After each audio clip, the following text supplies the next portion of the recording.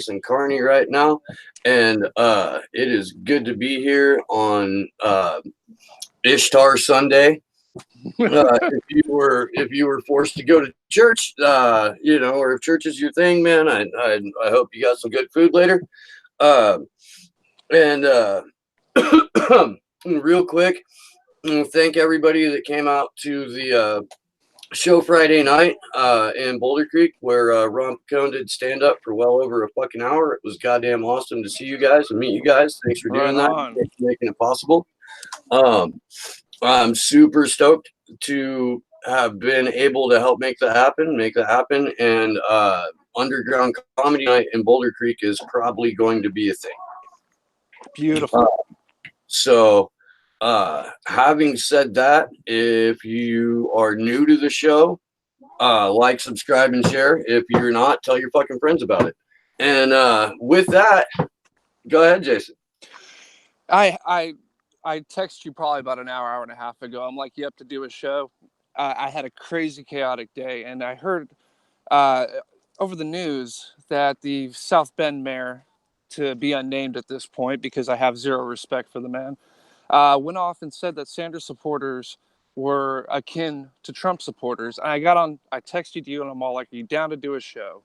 You were like, yeah. I was all like, I got a half hour. I'm pissed off. I'm irate. I'm tired of this. And so I did a little bit more digging on our friend from South Bend, and I found the man to be questionable at best. And his tactics of trying to put Sanders progressives in the same boat as the alt-right conservative neo-fascists in the Trump camp, I found it to be distasteful at the very least. And I had to come out and spit some vitriol, venom, whatever you want to say, to the man whose only claim to fame is being the potentially first homosexual president. I'm a Marxist, and I believe in equality. And for me, I don't judge the candidate whether for genitalia. I don't judge them based off of whether they're homo, hetero, bi, anything in the LGBTQ community. I don't judge them off the color of their skin, their culture, anything else. I judge off of what are your priorities and what's your vision for America if you're elected. And this guy taking the same swath of people that were Sanders supporters in 2016 and putting them in the disgusting camp of Trump supporters, it's like a replay of what Hillary Clinton pulled off in 2016 in finding new ways to lose. This guy's polling 6 to 8%. He's a nobody from a town in which he allegedly turned it around completely when it came to economics. And unfortunately, he didn't do that. He turned South Bend, Indiana into a service industry as opposed to what it used to be, manufacturing. Right now, manufacturing is only sustained by about 13% of the population. Most of the people are working in your hotels, your fast food, basically making crap for wages and having to leave South Bend to find better opportunities elsewhere. This is what this guy is running on. And he has the audacity to take Sanders supporters who are intersectional feminists, who are true supporters of equality across gender, race, economics, and putting us in the same category as neo-fascists. Is this what the Democrat Party is today? I leave that to you. That's an open-ended question to you, my friend. So, okay, let's back up just a little bit there because there's a whole lot. But to answer your question, first of all, the Democratic Party, as it exists in 2019, is a right-wing party for professionals or people who work in public service who are really, really concerned about whether or not you brought a reusable bag into the grocery store, but don't give a fuck about a genocide in Yemen. Okay? Well, can't argue that point. They're the status quo. They're the professional class, and they're far enough to the right to where they don't give a fuck about workers outside of needing our money to fund their campaign. So they pay lip service every election cycle and then proceed to kowtow to management, or at least get paid from management to continue the job they've been doing. When you're talking about, is that who the Democratic Party are? Yeah, that's who they are. I know what the marketing says. I know what the branding says. I know Right. that pro union or pro worker or pro woman or pro And that's pro bullshit. people of color. It's fucking. That's a product that they're selling. Mm-hmm. The reality of the situation is that Mayor Pete is doing his job. He's doing what he's in government for. This is a guy who went from being raised in a Jesuit school. I don't know what you know about the Jesuits. They're the fucking Roman Catholic Church's like fucking spy network. Got it. Kind of their function within the Roman Catholic Church, Right. or the police, what have secret police, what have you. He's raised in that tradition. He's from South Bend. He went to a private high school. He went from that private high school to fucking Harvard. He went from Harvard to the John Kerry campaign. He went from there to Oxford and then to McKinsey and Associates, which is one of the shadiest CIA cutouts on the planet. He So worked for them. what you're telling me is he had a struggle growing up. He understood what it was like to work hard and be behind in bills and having to take on health care and providing for himself and others in a situation that is totally insane, where wages don't pay enough to pay for food and a place to live. You're telling me he had all those struggles, right? By the sounds of it. When both your parents are tenured professors at the University of Notre Dame, you tend to have a rougher life than most, Jay. You do. It's, faculty functions are notoriously boring. Oh, They are. that is rough. That is rough. I mean, it's I question if it's worse in Compton right now than what Mayor Pete went through. I mean, the struggle is real for guys and gals like that. I don't know. I just, my heart goes out to the entire family. Having that type of a struggle, it's mind blowing. So while he's at McKinsey and Associates, again, having no previous job, Right. he gets a management. Oh, wait. I don't mean to interrupt. So he couldn't find a job because he was qualified, went through school, but there just wasn't any jobs available for him. And he kept on putting resume after resume and application after application and trying to network and try to do all the right things, hitting job boards. Is that the reason why he was unemployed? No, it was because he was at Oxford. Okay. I just want to clarify. He has no work experience other than what he did for the Kerry campaign, and yet he gets a job as a consultant at a CIA cutout organization. We'll get into McKinsey and Associates a little bit more down the road. Suffice it to say that, like, even the New York Times has been dragged into calling them out for what they did to Afghanistan. Right. When he's done working at McKinsey and Associates, he, with no prior military experience other than the good people, in the Navy that he met in Afghanistan, he goes into the Naval Reserves as an intelligence officer. Oh, and let me guess, he started as enlisted and worked his way up, going through the trials and tribulations that our enlisted soldiers go through, having to be on the front lines, truly, of intelligence gathering and things of that nature, right? He went in as an enlisted guy, or am I wrong? Oddly enough, speaking 7 languages and having worked for a CIA cutout kind of makes you go to the front of the line in terms of cush intelligence gigs. Oh, see, you know what? From Mayor Pete's mouth, it sounded like the struggle was real, but so far I seem to be wrong on everything. It's almost like once you get the product home and you crack it open and you take a look at it, it's not what the marketing said it was. So this is 2010 when he becomes a Naval Reserve intelligence officer. All right. Mm-hmm. As if you're gonna follow the time. He doesn't become elected mayor until 2012. He was an active duty naval intelligence officer until 2017. Okay. So he didn't put in the 20 years of service that would, generally denote a person with the full comprehension of military service, military life, to know how to take care of vets and our soldiers, right? So you're telling me that What didn't do you, occur? I mean, shucks, nah, but If you guys what can't see what occurs that he was actively mayor of the city while being a Navy spy. Oh, so basically, on top of that, he came into a town that was desperate for change and hopes of better economic opportunities and being able to create housing for the poor and the indigent. And he came in on a platform that was supportive and pro-worker and wanted to make sure people got fair wages, living wages, and he succeeded, right? In South Bend, is that what you're telling me? I think what ultimately happened was he levied a series of fines on the poorest of families and bulldozed 1,000 homes in 1,000 day to get rid of what he refers to in his own book as urban blight. Oh, man. Pete wrote a book, by the way. I don't know if you know that or not. Profiles in Courage, I think, or something of that nature? I don't know the name of the book, and here's why.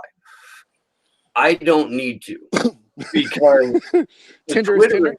The Twitter account Esha Legal at Esha Legal. Okay.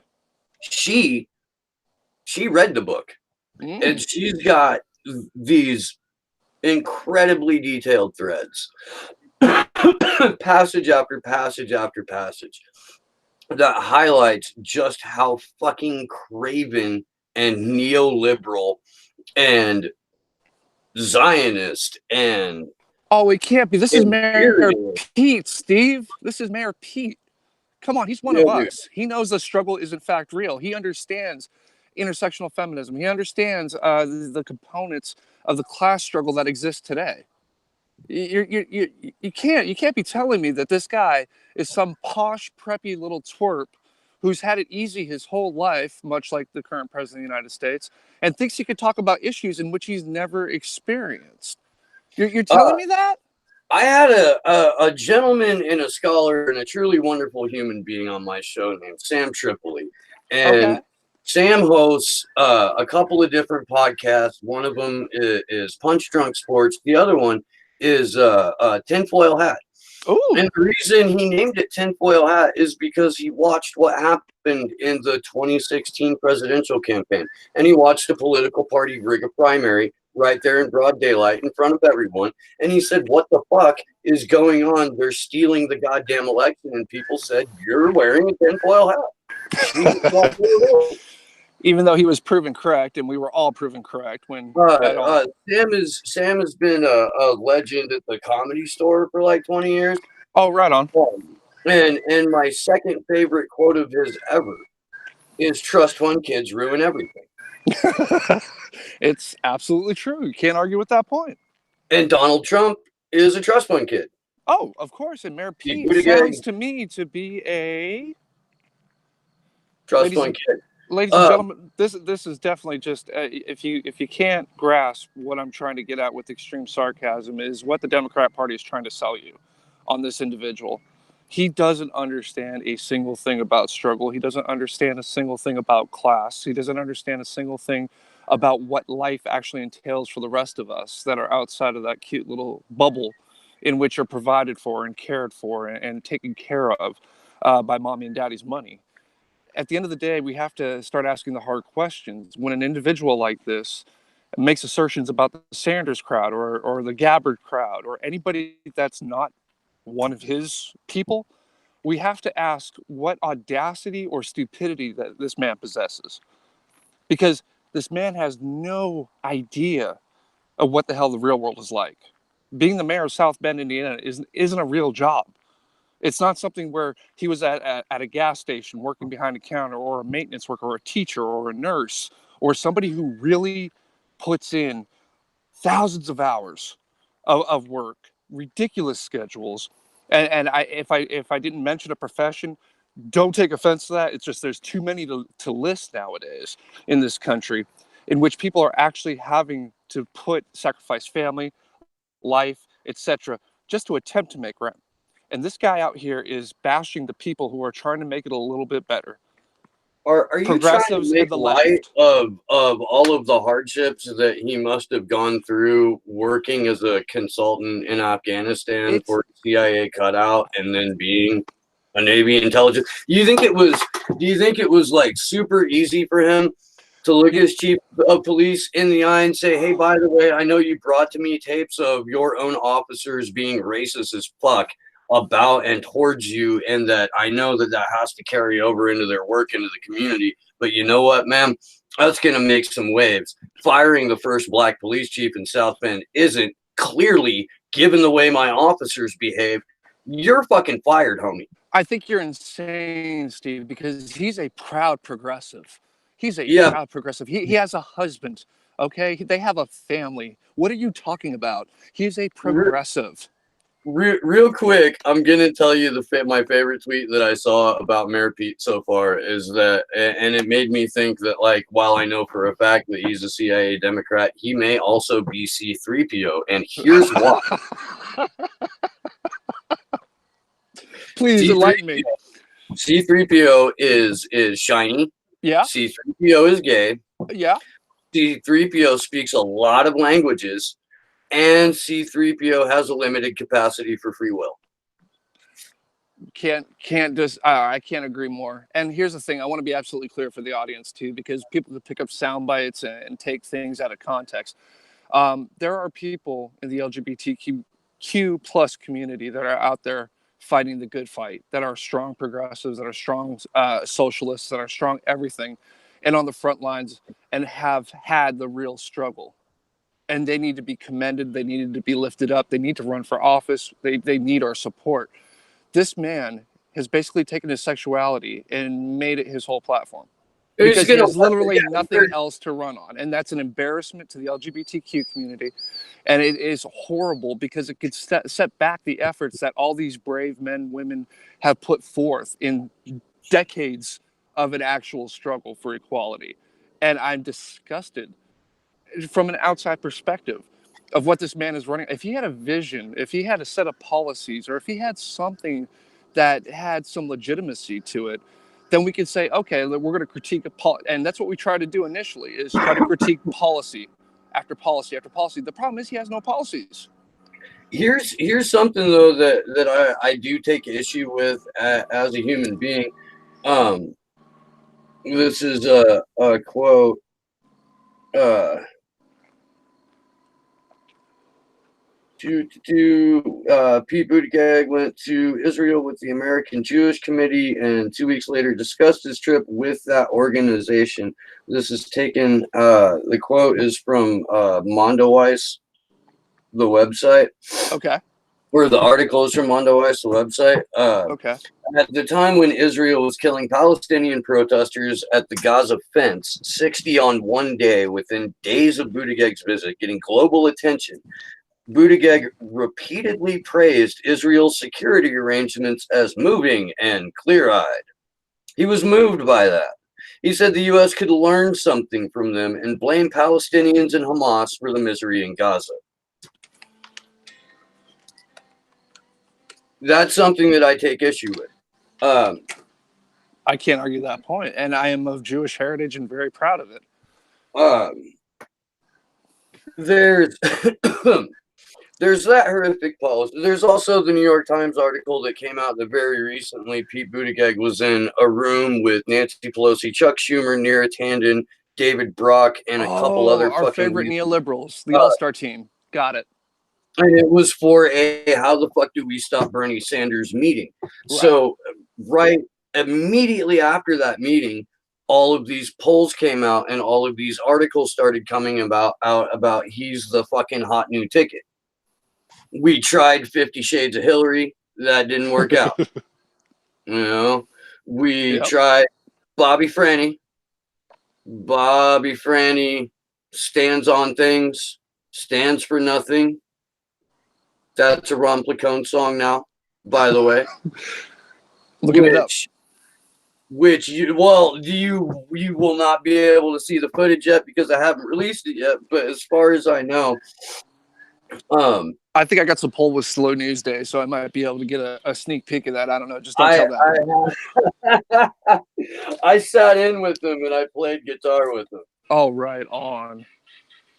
That's So fantastic. that's gonna be on the clip that we release here soon. Beautiful. Beto fucking flop, dude, hardcore. Beto yeah. fucking can't. So is Biden set to announce tomorrow or Tuesday? I think Tuesday, if I'm not mistaken. All right. What do you think is going to happen with that? I think his history is going to come up, and I think it's going to eat him alive. But the neolibs are so obsessed with him making it, and he's quote unquote the only one that could beat Trump, that the sheep will proceed to vote accordingly, even though the man is weirdly touching people, making women highly uncomfortable. Just a generalized creeper. His policies haven't been pro-union, haven't been pro-people in a very long time. Yeah, my assessment is people are.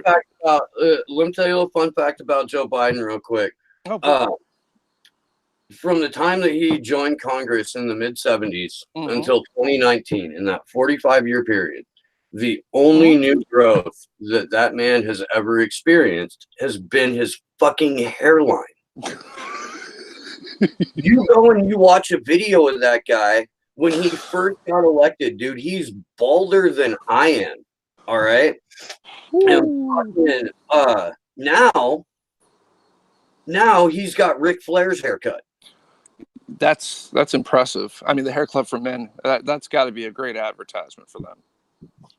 Joe Biden has moved further to the right every time he's run for president, which now will be the fourth fucking time. He's going to start with like $20 million. The reason he's been holding out, this is the rumor, this is what's going around the Beltway, is that he's been holding out to make his announcement until he can double what Sanders raised. He's not going to be able to. In that first, he wants to double. Well, he's bringing in donor money. He bragged in. Let's rephrase that. He's bringing in big donor money. He's bringing in big donor money, not donor money. He bragged in 2016 that, man, I could have run and they offered me $44 million like up front to have it. I could have started with $44 million war chest, but the tone at the time was all these fucking idiots thought that money in politics was bad, so I didn't do it, and that's why he said he didn't run against Hillary Clinton. I'm going to try to wrap this up in 5 minutes to be short, sweet, and to the point.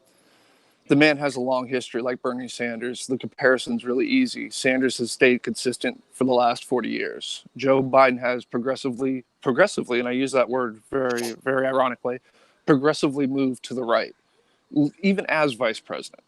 His one claim to fame as a vice president was he was able to debate. The man was there for 8 years. That's about it. I mean, even Darth Vader, Dick Cheney, made more of a splash during his tenure. The Democrat Party has to wrap this around their mind. Millennials are tired of old white men running for office outside of Bernie Sanders, apparently. We want women. We want women of color. We want people of color. And we want younger.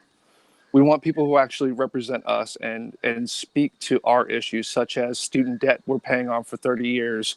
Talk about housing situations, how we're gentrifying people, even the middle class, out of major cities, how the economy is a farce. Yeah, unemployment's down, but where are the wages? And at the end of the day, there's no living wage. There's no health care. Medicare for all is a huge boon for our generation. And we need more representation. We don't need Joe Biden. We don't need Elizabeth Warren. We don't need, who else? We got Mr. Booker, Senator Booker from New Jersey. We don't have the Attorney General Harris. We don't need these old ways of thinking. And that's the biggest problem. Their policies are for a time gone by.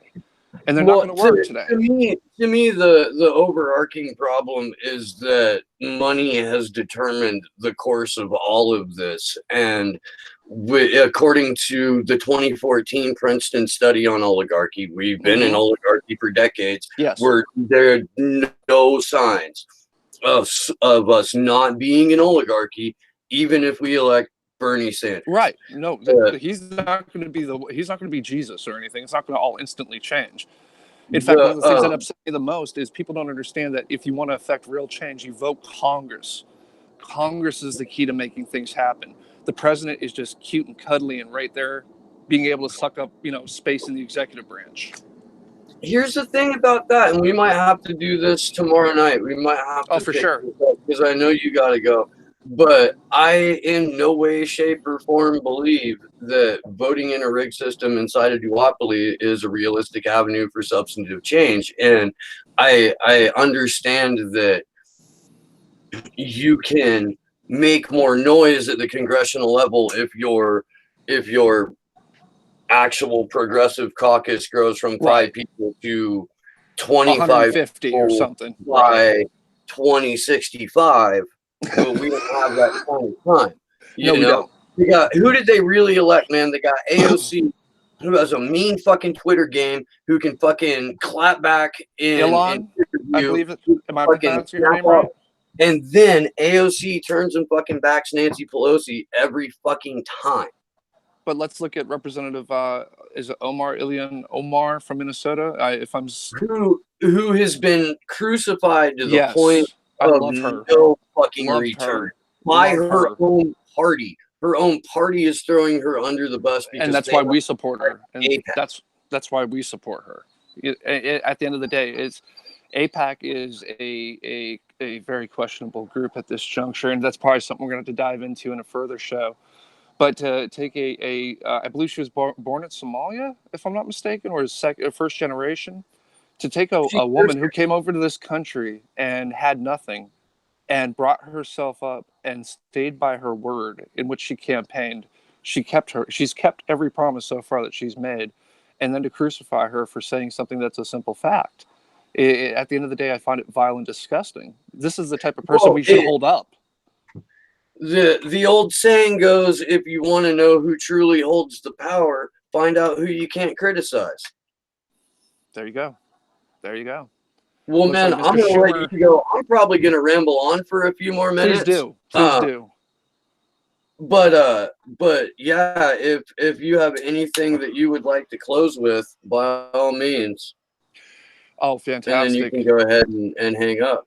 You're a beautiful man, as always. I want to apologize to the audience for the abbreviated show tonight, but I really felt like we had a lot to discuss and need to get it out. My closing statement would be, you don't necessarily have to vote for Sanders. There's a lot of other candidates out there. I'm not saying that it needs to be specifically Sanders. What I'm saying is think critically. When these people open their mouth and spew BS, I need you to pick up on it, and I need you to be offended by it. I need you to stand up and say enough's enough. That's what I'm trying to get at the end of the day. And Mayor Pete is playing so many people and trying to get votes away from actual progressives. There's 2 in the race that I can think of at this juncture. And really what it's going to take is for us to collectively say enough is enough, cut the shit. We're not going to hear it anymore. And that's my closing statement. All right, brother. Well, I will talk to you soon. And Jason and I will be back tomorrow evening. Yes, we will. All right, man. You guys have a good night.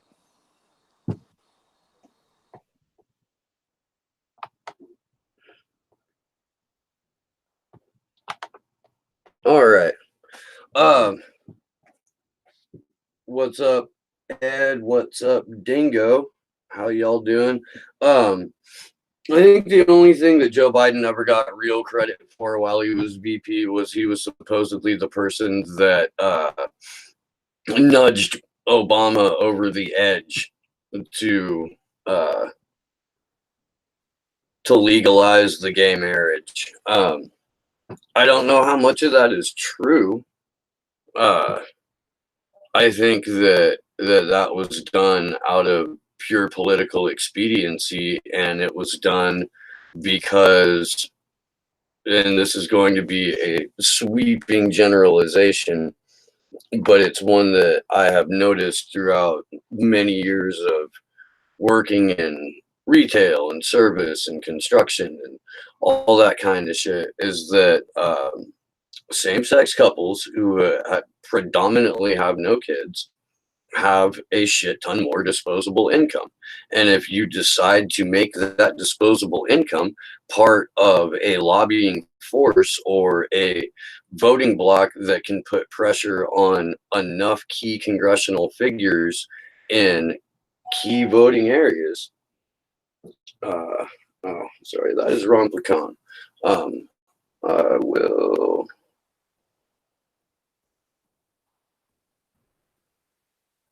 Then you can effectively communicate your message through legislation, and I think that rightfully so, same-sex marriage is legal. I think that um,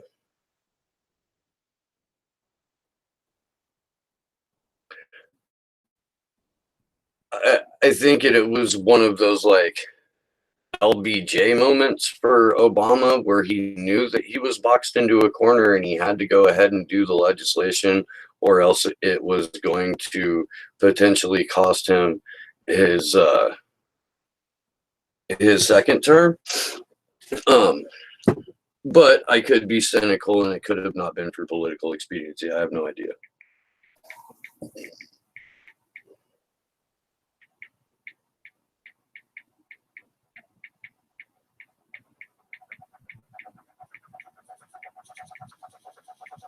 Um, Sorry, y'all. I am supposed to, or I am currently uploading all of the footage that we shot from the live show the other night in Boulder Creek, and I am going to send that over to Ron this evening, and I'm letting him know. Man, that shit was cool, y'all. It was. I thoroughly enjoyed that. It's definitely something that we're going to do again here. I would like to know why Ed is unconcerned about the CIA mayor. It's becoming more and more obvious every single day that the DNC is going to rig the fuck out of the primary.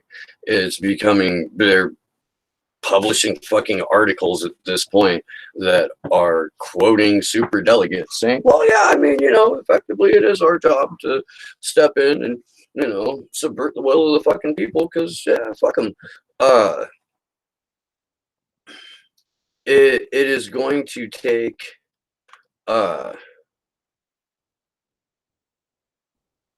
a massive citizen response at every single polling station. Like, that shit's gonna have to be locked down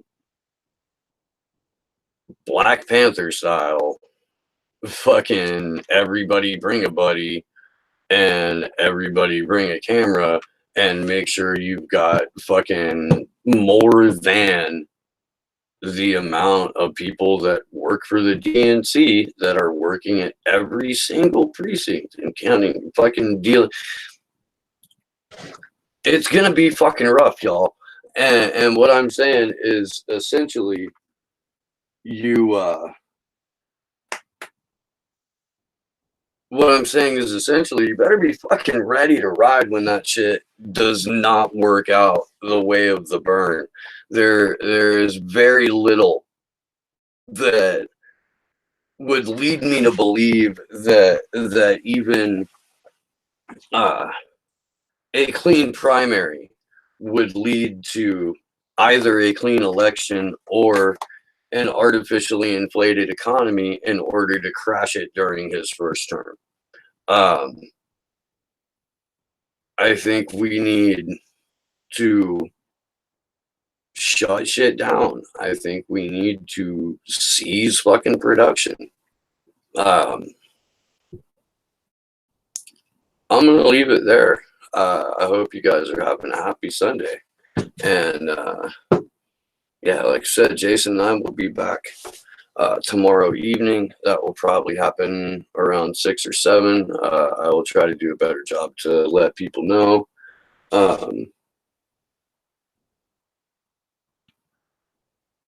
Will it fracture and go the way of the Whigs?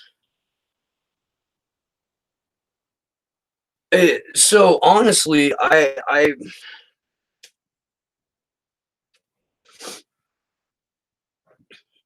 it'll go one of two ways anyway. The centrists will be so pissed that Bernie somehow made it through the primary that they'll put up somebody as a third party candidate, and they will themselves become a Whig type party who exists to thwart the progressive agenda, but without the fucking mask of Big Ten. Or we don't just fracture the DNC, we fracture the entire fucking system. I think that would be a much better end result. I don't know, man. You're gonna start to hear rumblings as the primaries approach about, oh, Mike Bloomberg is gonna do this or Howard Schultz is gonna do this, but you'll also see more. Fuck, dude. It really depends on whether or not he gets out of the primary clean. Which again is something that I don't necessarily see as a realistic outcome, without massive mobilization, and that's of people that wrote off politics fucking decades ago. You know, that's of people who have lived for a very long time understanding that neither party works for them, and to get them to come out and support that system. I think you might be able to get them on election integrity. I think you might be able to get them as citizen election observers. I think that might be a more realistic angle. If you want a clean primary, you have a shit ton of motherfuckers show up with recording equipment, and you put as many people as you can that aren't DNC operatives inside those polling stations. You can't do anything about the voting machines. You can't do anything about places that don't have hand counted paper ballots. You can't do anything about places that are going to pass out provisional ballots unless you're the person who's passing out the provisional ballots, or somebody who's there to say, no, that's not the right one. You know, fuck, man. That's messy. I don't know. I do think that it would be a fantastic and nonviolent approach to trying to put through a clean primary. I've seen some people talking on Twitter about trying to get an independent exit polling organization started up.